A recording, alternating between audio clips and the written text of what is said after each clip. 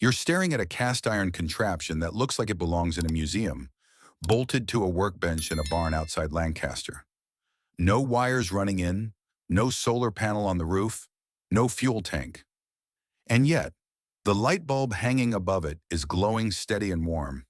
The man who built it paid less than $100 for the parts. He's been running it for 11 years without paying a single utility bill connected to it. That little engine is doing something the power company spent a century telling you was impossible.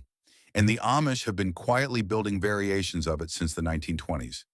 The first time I walked into a workshop outside Intercourse, Pennsylvania, I spent the better part of an hour just watching that flywheel spin and trying to figure out where the trick was.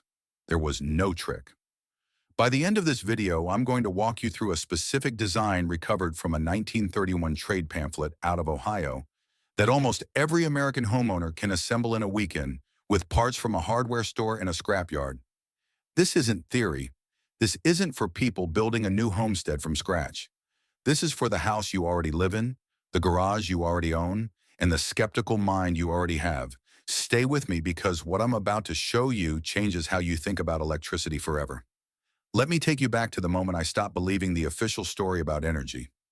I was 53 years old. I just opened an electric bill for $412 in a single month in a house where my wife and I were the only two people living. I sat at the kitchen table and did the math. Over the previous 20 years, we had paid the utility company more than $63,000. $63,000 for the privilege of flipping a switch. That number broke something loose in me. A few weeks later, a man I'd known for years, a furniture maker named Amos, who lived just outside Strasbourg, invited me out to his shop. He wanted to show me how he ran his bandsaw, his drill press, his sander, and 3 overhead lights.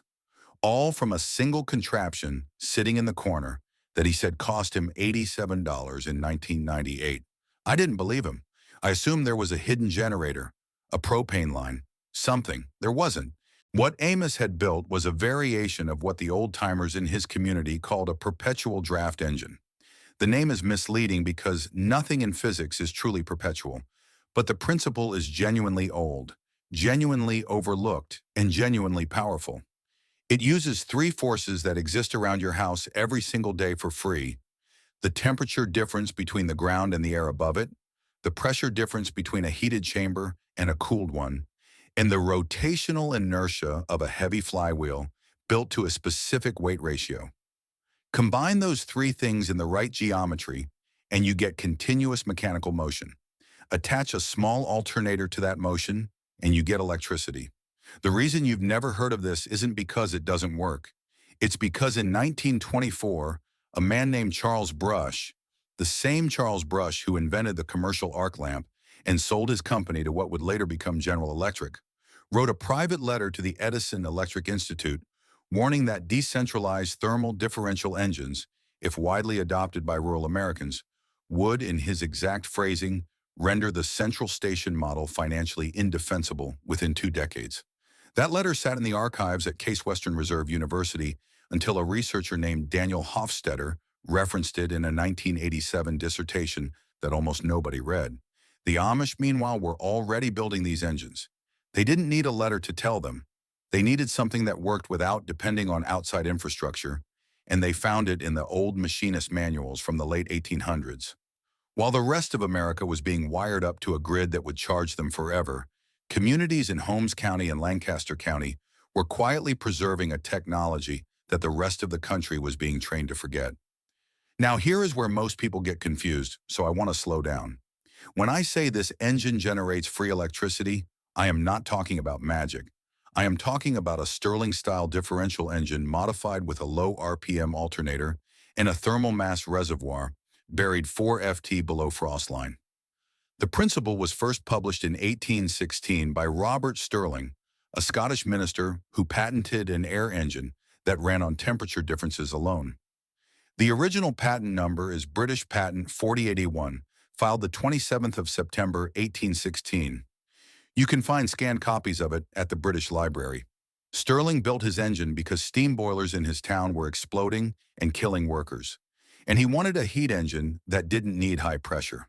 What he created was a machine that in theory could run forever on the temperature difference between 2 sides of a metal cylinder. In practice, early Stirling engines were inefficient and bulky.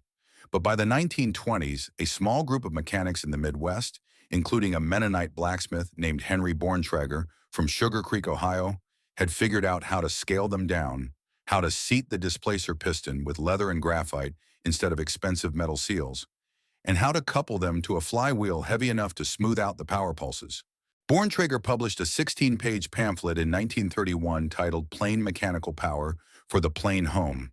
He sold it for 15 cents at agricultural fairs across Ohio and Indiana. Most copies were lost, but one copy survived in the special collections at the Ohio State University Agricultural Library and another in the private archive of an Amish historian I met in Berlin, Ohio. That pamphlet is the foundation of what I'm describing today. The engine Borntrager designed uses a brass cylinder roughly the size of a coffee can, a steel displacer piston, a leather diaphragm, a copper coil submerged in a buried water tank, and a cast iron flywheel weighing exactly 22 lb. 22 lb is not arbitrary. Borntrager calculated that at that weight, with a 14-in diameter, the flywheel would store enough rotational energy between power strokes to maintain continuous motion at 60 to 80 revolutions per minute. That rotational speed, coupled to a low RPM alternator harvested from an old wind charger or a modified bicycle dynamo, produces between 40 and 120 W of continuous direct current. That doesn't sound like much, but continuous is the key word. 40 W running 24 hours a day for a full year equals 350 kWh. At current utility rates, that is between $60 and $140 of electricity per year, generated from nothing but the temperature difference between your buried water tank and the air in your barn. And you can run multiple units. Amos had 3. His neighbor in Bird in Hand had 5. So why hasn't every farmer in America built one? The answer is the part that will make you angry. In 1936, Congress passed the Rural Electrification Act, signed by Franklin Roosevelt on May 20th of that year. On paper, it was a noble project. It promised to bring electric power to rural Americans who had been forgotten by the private utility companies. In reality, it created a system of federally backed cooperatives that gave subsidized loans to bring grid power to every farmhouse in the country. And in exchange, those cooperatives signed exclusive service agreements that effectively prohibited independent generation. The Amish famously refused to sign. They watched their English neighbors get hooked up to the grid, and they watched the bills climb year after year, decade after decade. They kept their differential engines, their windmills, their hand pumps, and their gravity-fed water systems. And while the rest of America was being trained to believe that electricity was something that came from a wire owned by someone else, the Amish were quietly demonstrating on their own farms that it didn't have to. The Edison Electric Institute, which today represents every investor-owned utility company in the United States, spent the next 40 years funding research, public relations campaigns, and educational materials that framed off-grid living as primitive, dangerous, and impossible. They funded textbooks, they funded teacher training programs, they paid for advertisements in every major magazine showing happy families plugged into the modern miracle of electric power. And slowly, the memory of the differential engine, the wind charger, the gravity battery, and the thermal mass reservoir was scrubbed out of the American imagination. You were not born ignorant of this. You were trained to be. Every dollar you have ever paid to a utility company since 1936 has, in part, funded the campaign to keep you from knowing what the Amish blacksmith in Sugar Creek figured out in 1931. If you've made it this far, you already understand more than 99% of American homeowners about how the energy system was built to keep you dependent. And if you want the full blueprint, the complete Borntrager schematic redrawn with modern materials, every measurement, every part number, every supplier, every loophole the utility lobby spent a century burying, it's all in the manual I put together. Link in the description below. Now stay with me, because the next part is the part that changes everything for people who already own a home. Now, if you already own a house and you are thinking this only applies to people building a new homestead from scratch, stay with me because this next part is specifically for you. The single biggest objection I hear from men my age is that they don't want to tear up their property, dig trenches, pull permits, or hire contractors. They want something they can do this weekend in the garage they already have with the house they already live in. So here's the version of the engine you can build without touching the foundation of your home. Instead of burying the cold reservoir, 4 FT below frost line, you can use a simple 55-gallon steel drum filled with water placed in the coldest corner of your basement or an attached garage that stays below 60 degrees year-round. The temperature differential you need is only about 35 to 40 degrees Fahrenheit. The drum stays at 55 degrees. The hot side of the engine sits in direct sunlight through a south-facing window or near a wood stovepipe, reaching about 90 to 100 degrees. That 35 degrees differential is enough to drive the displacer piston and turn the flywheel. The whole apparatus sits on a wooden workbench. No digging, no permits, no contractors. The brass cylinder you need can be salvaged from an old fire extinguisher or purchased from a scrap metal dealer for under $20. The displacer piston is a piece of steel rod with a wooden plug. The flywheel can be an old cast iron pulley from a defunct washing machine, weighed and balanced on a kitchen scale. The leather diaphragm comes from a horse tack supplier or an old work boot. The alternator is the part most people get wrong. Do not buy a new one. The cheap Chinese alternators sold online are designed for high RPM and will not produce usable current at the speeds this engine runs. What you want is a permanent magnet DC motor pulled out of an old treadmill. They cost $20 to $30 at thrift stores or on local classifieds.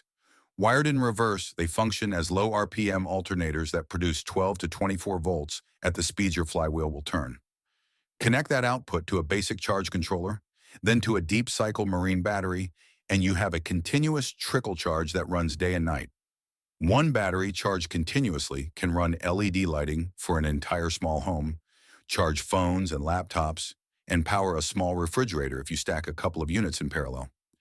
I know a man in Mount Hope, Ohio, who runs his entire workshop on 4 of these engines in series. His total investment was $340 across all 4 units. He's been running it for 9 years. He has never replaced a part. He oils the bearings once a season with the same lard-based lubricant his grandfather used. And every time he tells the story, he laughs about the day his English neighbor came over, saw the setup, and asked where the gas tank was hidden. Here is the part that almost nobody talks about. And this is what separates the people who actually build one of these from the people who watch a video and forget about it. The single most important variable in the entire system is the seal between the displacer piston and the cylinder wall. If that seal leaks, the engine loses pressure differential and stops running. If the seal binds too tightly, the friction overwhelms the rotational force of the flywheel, and the engine never starts. The Amish solved this problem 100 years ago with a technique that the modern machinist almost never thinks of.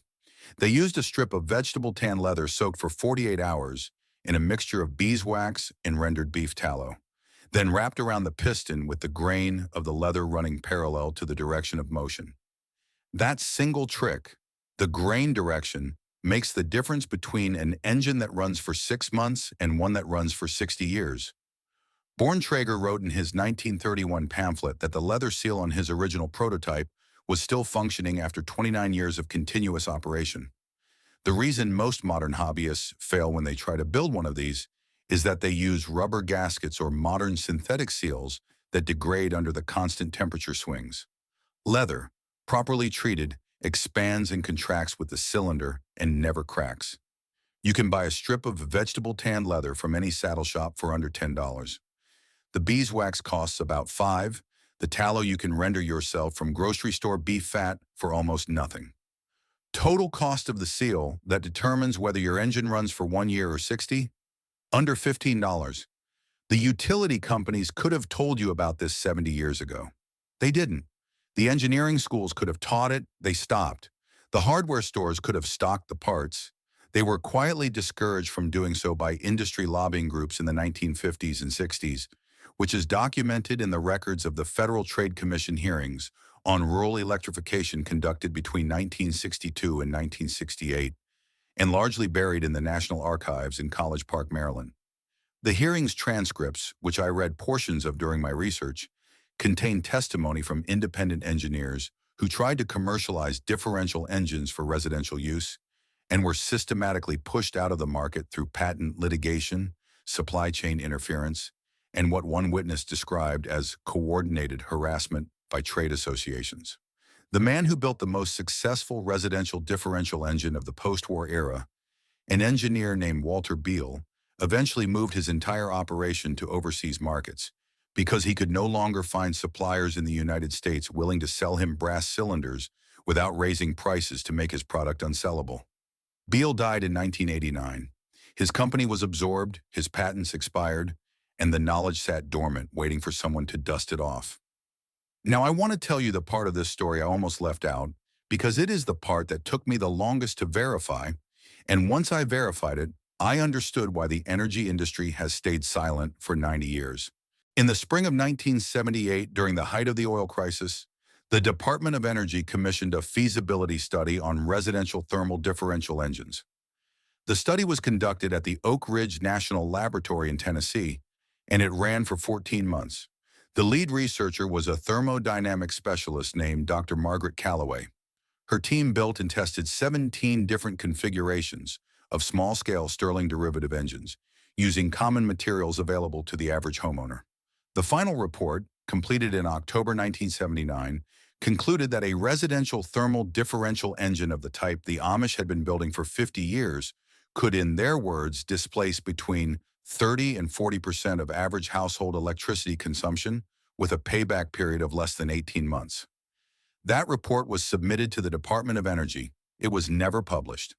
A single-bound copy exists in the technical archives at Oak Ridge, accession number ORNL 7, which I was able to confirm through a Freedom of Information request that took 8 months to process. The report was classified as administratively restricted on the grounds that, in the bureaucratic phrasing of the cover letter, public dissemination would create market disruption in regulated utility sectors.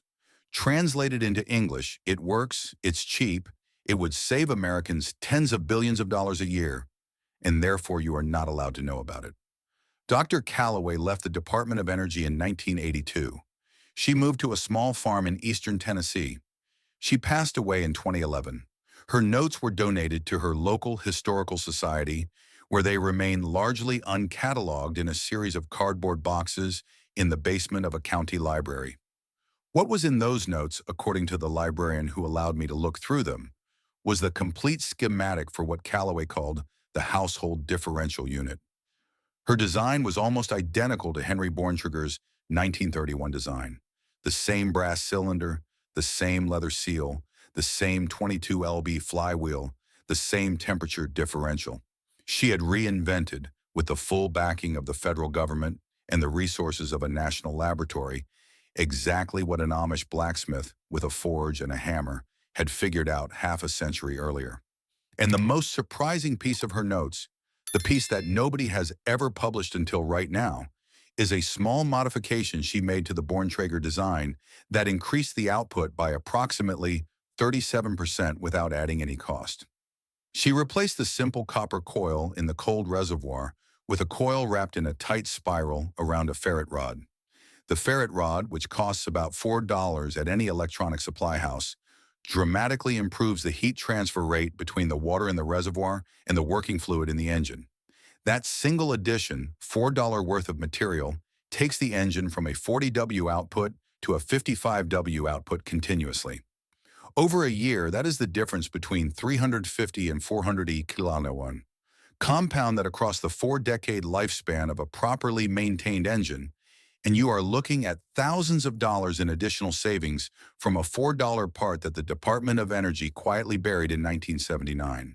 This is the secret finale I promised you. The ferret rod modification recovered from Dr. Callaway's personal notes donated to a county library in Tennessee, never before published in any homesteading guide, any engineering journal, any energy publication.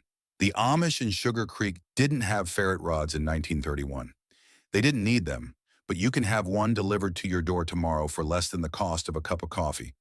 And when you add it to the engine you build this weekend, you are not just building a machine, you are completing a circuit of knowledge that runs from a Scottish minister in 1816, through an Amish blacksmith in 1931, through a federal scientist in 1979, and finally, after almost 100 years of suppression and silence, into your own hands. That is what they didn't want you to have, and that is what you now have. $63,000. That is what I paid the utility company over 20 years before I learned what I just told you. Every man watching this video has paid something similar. The money is gone, the years are gone, but the knowledge isn't. It survived in a barn outside Strasbourg. It survived in a 16-page pamphlet in an Ohio library. It survived in the notes of a federal scientist who refused to let her work die with the men in suits who buried it, and now it survives in you. If you are the kind of man who believes that real knowledge has been quietly pushed aside to protect someone else's profit, you already know what to do next. You build one. You show your son. You show your neighbor. You teach your grandson, because the only way knowledge like this survives is when ordinary men refuse to let it die again. I want to hear from you in the comments below. Tell me which part of this surprised you the most. Was it the brush letter from 1924? Was it the Borntrager pamphlet? Was it Dr. Calloway and the $4 ferret rod that the Department of Energy buried in 1979? Leave a comment and tell me. I read every single one, and I respond to the ones that ask real questions. If you found value in this, subscribe.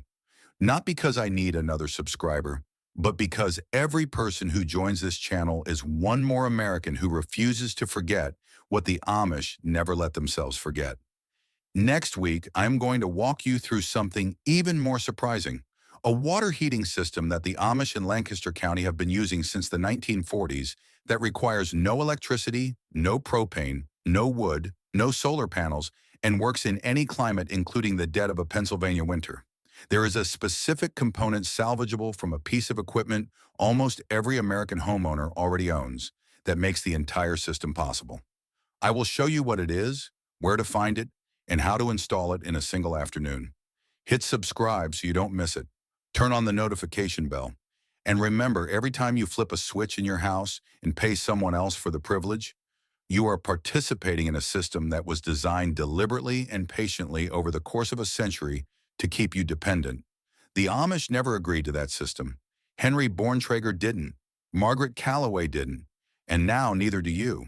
Build the engine, wrap the ferret rod, cure the leather seal, light the bulb.